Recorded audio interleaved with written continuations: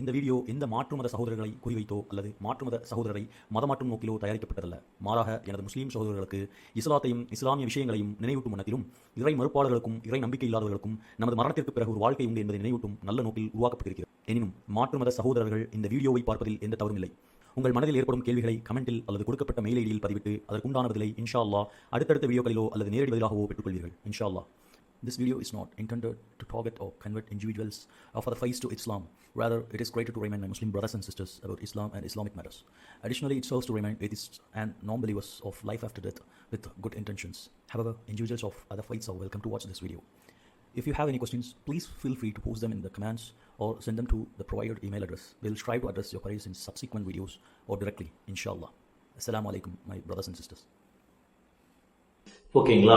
இப்போ நம்ம கீழே இருக்கோம், அது நம்ம மேலேயும் சில தவறுகள் இருக்குது.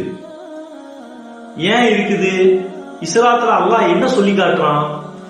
நன்றி செலுத்துபவர்களுக்கு நாம் அதிகப்படுத்துவோம். எப்படிங்க? நன்றி செலுத்துபவர்களுக்கு நாம் அதிகப்படுத்துவோம். இன்னைக்கு நமக்கு இஸ்லாம்னா என்னன்னே தெரியல. அப்ப எப்படி அல்லாஹ்வுக்கு நன்றி செலுத்தி இருப்போம்? அப்ப எப்படி நமக்கு வளங்களை அதிகப்படுத்தி தருவோம்? சிந்திச்சு பாருங்க. நமக்கு அல்லாஹ் கண்ணை தந்திருக்கான், மூக்க தந்திருக்கான், காதை தந்திருக்கான், வாயை தந்திருக்கான். அது இல்லாதவங்க இடத்துல போய் கேட்டாதான் தெரியும். புரியுதுங்களா? நமக்கு அழகா சிறுநீர் கழிக்க வச்சிருக்கான், எந்த வித தொந்தரவும் இல்லாமல் சிறுநீர் கழிக்க வச்சிருக்கான். நம்ம காலையில சாப்பிடுற உணவு, மதியானம் சாப்பிடுற உணவு, இரவு சாப்பிடுற உணவு, இதற்கெல்லாம் நம்ம நன்றி செலுத்தி இருக்கிறோமா? நன்றி செலுத்தினால் அல்லாஹ் அதிகப்படுத்தி தருவான். இதை நாம் செஞ்சிருக்கோமா? செஞ்சதில்லை. புரியுதுங்களா?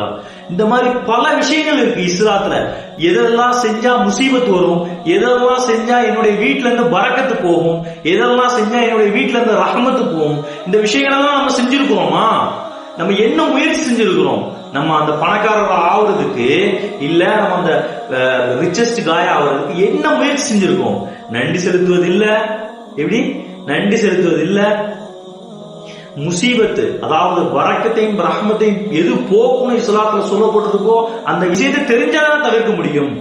அதை தெரியவைக்கு முற்படுறது இல்ல, அதை பண்றது இல்ல. ஈவன் சொல்ல போனா இன்னைக்கு இஸ்லாமிய இடத்துல முயற்சியே குறைஞ்சிருச்சு. தின்னுட்டு படுத்து தூங்குறோம். என்னையும் சேர்த்துதான் சொல்றேன், தின்னுட்டு படுத்து தூங்குறோம். புரியுதுங்களா? இஸ்லாத்துல எத்தனை பேரு உயர் பதவிகள்ல இருக்கும், உயர் விஷயங்கள்ல இருக்கும், முற்றிலுமாக சோம்பேறித்தனத்துலதான் இருக்கும். அப்ப எப்படி நம்மளுடைய வாழ்க்கையில வளர்ச்சி வரும்? எப்படி நம்ம முன்னேற முடியும்?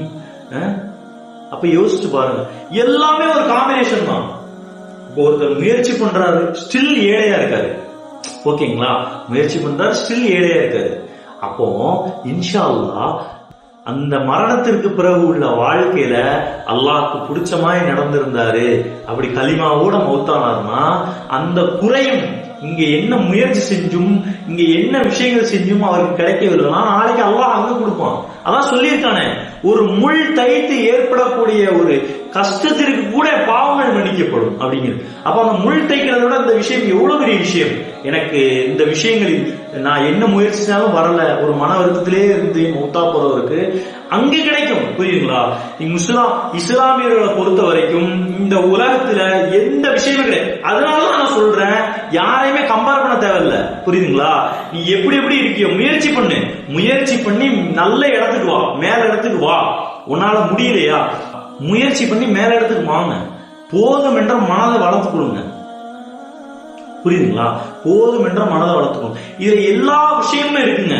இப்ப அல்லாஹ் ஒருத்தருடைய ரிஸ்க வச்சிருக்கானா வைக்கலையாங்கிறது அவருடைய முயற்சி எல்லா விஷயத்தையும் அடக்கும். ஓகேங்களா? சோ உங்களுக்கு இத பத்தின அந்த கம்பாரிசனை பத்தின இது புரியவே இல்லை. அல்லாஹ் ஏன் இப்படி வச்சிருக்கிறான், இப்படி மனிதரை படைச்சிருக்கிறான், ஒரு ஏற்றத்தாழ்வு இருக்கு இந்த உலகத்துல அப்படிங்கிற மாதிரி சிந்தனைகள் இருந்தா கீழே கமெண்ட் பண்ணுங்க. அதை குறித்து ஒரு தெளிவான வீடியோ இன்ஷா அல்லாஹ் அல்லாஹ்வுடைய கிருபையை கொண்டு அவர் முழுமையாக விளக்கக்கூடிய ஒரு வீடியோவாக நம்ம ரெடி பண்ணுவோம். சோ அப்ப இப்ப உங்களுக்கு புரிஞ்சிருக்கும் ஃபர்லு தொழுகை எவ்வளவு முக்கியத்துவம் வாய்ந்தது. ஃபர்லு தொழுகையை ஸ்கிப் பண்ண யாரால முடியுமான்னு கேட்டா யாராலையும் ஸ்கிப் பண்ண முடியாது. எந்த விஷயத்துக்காகவும் ஸ்கிப் பண்ண முடியாது. புரியுதுங்களா? இன்னும் சிலர் இருப்பாங்க, அவங்க எப்படின்னா அவங்களுக்கு இஸ்லாத்தை ரொம்ப பிடிச்சிருக்கும், பயான கேட்டா அதை ஃபாலோ பண்ணணும், அல்லாஹ் 5 நேரம் தொழணும், ஆனாலும் ஏதோ ஒன்று தடுத்து கொண்டே இருக்கிறது, என்னால தொழப்ப முடியல, என்னால இது பண்ண முடியல, கரெக்டா தொழப்ப முடியல அப்படிங்கிறவங்களுக்கு, தொழுகையே முடியாதவங்களுக்கு ஒரு டிப்ஸ் அண்ட் ட்ரிக்ஸ் நான் சொல்லி தர போறேன். இன்ஷா அல்லாஹ் இதை ஃபாலோ பண்ணுங்க, இதை தன்னுடைய வாழ்க்கையில கொண்டு வரதுக்கு முயற்சி செய்யுங்க. இன்ஷா அல்லாஹ் தங்களுடைய வாழ்க்கையில இனிமேல் ஃபர்து தொழுகையை தொழாமல் இருக்க மாட்டீர்கள். இன்ஷா அல்லாஹ் இந்த டிப்ஸ் அண்ட் ட்ரிக்ஸை நான் சொல்லி தர போறேன். கொஞ்சம் காது கொடுத்து கவனமா கேளுங்க. முதலாவது பாத்தீங்கன்னா, தொழுவாரு, தொழுகையை விட்டுருவாரு. ஏன்னு கேட்டீங்கன்னா, அவருக்கு தொழுவும் செய்வாரு, பாவத்தையும், அவர் செய்யக்கூடிய பாவங்கள் ஏதோ ஒரு பாவம், ஓகேங்களா, அந்த பாவம். ஒரு எக்ஸாம்பிளுக்கு, ஒரு சிகரெட் பிடிக்கக்கூடியவரா இருக்காரு, ஓகேங்களா, அவரு கொஞ்ச நாள்ல சிகரெட்டை விட்டுட்டு தொலை போறாரு.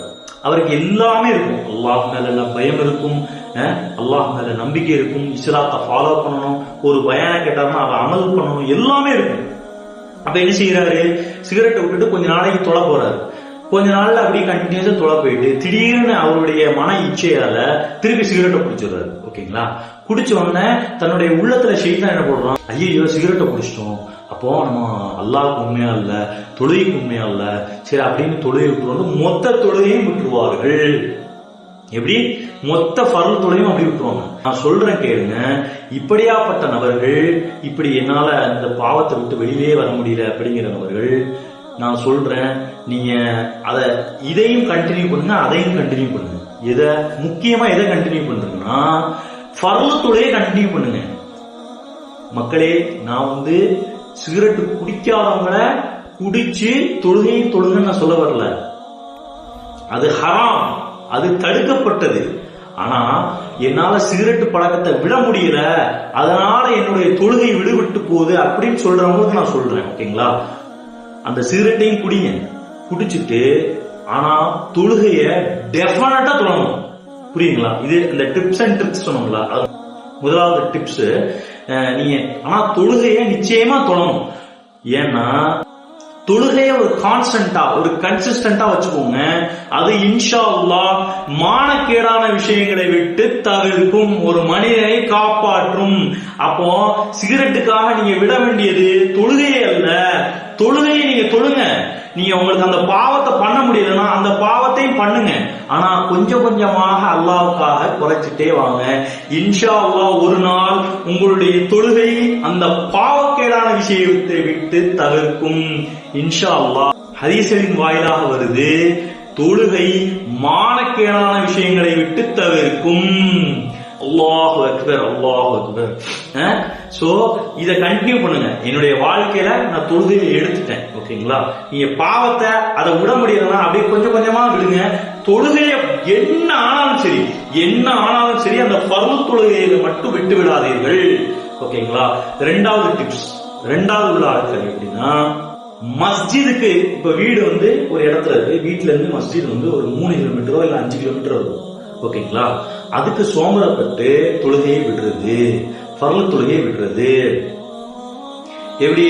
ஃபர்து தொழணும்னு இருக்கும் அவங்களுக்கு, அவங்க எந்த பாவரியத்திலும் ஈடுபட மாட்டாங்க, அவங்களுக்கு ஃபர்து தொழுகை தொழணும்னு இருக்கும். அந்த ஃபர்து தொழுகையோட முக்கியத்துவம் என்னன்னு தெரியும், அல்லாஹ் மேல நம்பிக்கை இருக்கும், இஸ்லாம்னா என்னன்னு தெரியும். ஆனாலும் என்ன செய்வாங்கன்னா ஃபர்து தொழுகையை ஸ்கிப் பண்ணுவாங்க. ஏன்? ஒரு சோம்பேறித்தனம் உண்டாகும் மனிதனுக்கு. இப்போ ஒரு 5 கிலோமீட்டர் இல்ல ஒரு 4 கிலோமீட்டர் தொழுகைக்கு எப்படி போகணும், நீட்டா டெஸ்ட் பண்ணிட்டு போகணும், ஓகேங்களா. தன்னுடைய சிறந்த ஆடை அணிவிச்சுட்டு போகணும். அதுக்கு படுத்து எரிஞ்சா லுங்கி அந்த டிஷ் எல்லாம் போட முடியாது. சோ அப்ப என்ன செய்யணும், அந்த ட்ரெஸ்ஸை மாத்தணும், ஒரு செய்யணும், பள்ளிக்கு போகணும், அதுக்கு போயிட்டு அந்த 5 வக்துக்கு போயிட்டு வரணும். அதற்கு சோம்பரப்பட்டு தொழுகை விடக்கூடியவர்களாக இருப்பார்கள்.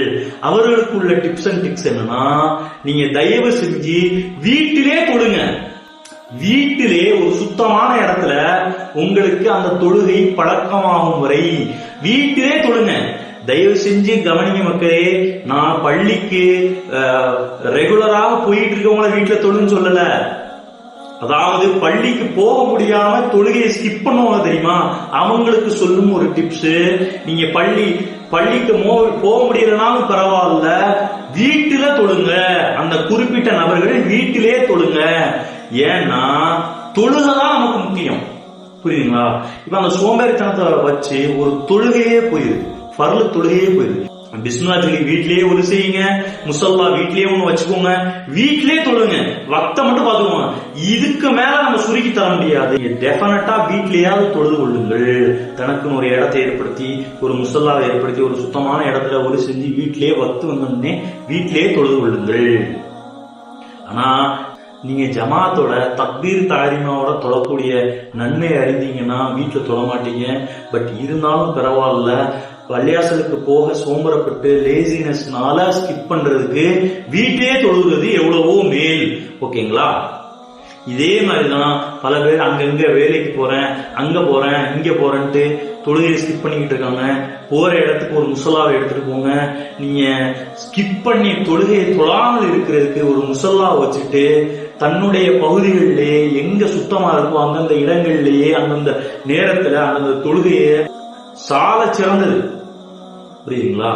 ஆனால் இது பள்ளிக்கு ரெகுலராக போய்கிட்டு இருக்கவங்கள டீக்ரேட் பண்றதுக்காண்டி இல்ல, பள்ளியில போய்கிட்டு இருக்கவங்க வீட்டுல தொழலாம் நான் சொல்ல வரல. நல்லா புரிஞ்சுக்கோங்க, யாரும் தவறாக விளங்கிக் கொள்ள வேண்டாம். யாருக்கு லேசினஸ்னால சோம்பேறித்தனத்தினால தொழ முடியலையோ அவங்களுக்கு சொல்கிறேன், வீட்டிலேயே தொழுது கொள்ளுங்கள். சில காலங்களுக்கு தொழுது விட்டு அந்த தொழுகை, அந்த ஃபர்லான தொழுகை பழக்கமாகும் வரைக்கும் வீட்டிலேயே தொழுகையை தொழுது கொள்ளுங்கள். அல்லாஹ் ரஹ்மத் செய்வானாக. மக்களே, சகோதரர்களை, நம்ம இப்ப பார்த்திருக்கோம் ஃபர்லு தொழுகை எவ்வளவு இம்பார்ட்டன்ட் ஆனது. ஆனா சில மக்கள் இருக்காங்க, இஸ்லாமும் தெரியும், தீனும் தெரியும், அவர்கள் வீட்டிற்கு அருகிலேயே மஸ்ஜித் இருக்கும், ஆனாலும் தொலை போகாம பல மக்கள் இருந்து வாழ்ந்து கொண்டு வருகிறார்கள். அல்லாஹ் அவர்களை பாதுகாக்க வேண்டும். சில பேர் வீம்புகளே தொழாம இருப்பாங்க. நான் சம்பாதிக்கிறேன், நான் வாழ்றேன், இந்த இதெல்லாம் ஃபர்லு தொழுக, இந்த இஸ்லாம்ங்கிறது ஒரு ஓல்டு மாடலு, ஓல்டு விஷயம், அதனால அதை நான் ஸ்கிப் பண்ணிட்டு இருக்கேன். அதை பத்தியும் இன்ஷால்லா நம்ம வீடியோ போட இருக்கிறோம். ஸோ அதனால இப்ப நான் ஏன் ரொம்ப ஃபாஸ்டா அந்த ஃபர்லு தொழுகையை பத்தி பார்த்தோம்னா, அல்லாஹ்வுடைய கிருபை கொண்டு இந்த வீடியோ பார்த்து யாராவது ஒருத்தர், ஒரு நபர் தன்னுடைய வீட்டுல முசல்லாவை போட்டு 5 வக்தையும் தொழ ஆரம்பிச்சிட்டாருன்னா அதை விட வெற்றி, மிகப்பெரிய வெற்றி வேற எதுவும் இல்லை. அதுக்காண்டிதான் ரொம்ப ஃபாஸ்டா குயிக்கா அப்டேட் பண்ணணும், குயிக்கா வீடியோ போடணுங்கிறதுக்காண்டி இந்த வீடியோவை மேக் பண்ணியிருக்கேன். அல்லாஹ்வுடைய கிருபையை கொண்டு ஃபர்லு தொழுகையை மட்டும் யாரும் விட்டுவிடாதீர்கள். இஸ்லாமியர்களுக்கும் மனிதர்களுக்கும் வெற்றி தொழுகையில் தான் உள்ளது. ஆதலால் அந்த ஃபர்லு தொழுகையை ரெகுலராக தொழுவார்கள். அல்லாஹ் ரஹ்மத் செய்வானாக. சொர்க்கத்தின் திறவுகோல் தொழுகை அறிவுள்ளவர்கள் இவ்வுலகிலே மறுமை உலகிற்காக தயார் செய்து வருவார்கள். அதை விளங்கி அமல் செய்யுங்கள். அல்லாஹ் ரஹ்மத் செய்வானாக. அஸ்ஸலாமு அலைக்கும் வரஹ்மத்துல்லாஹி வபரகாத்துஹு.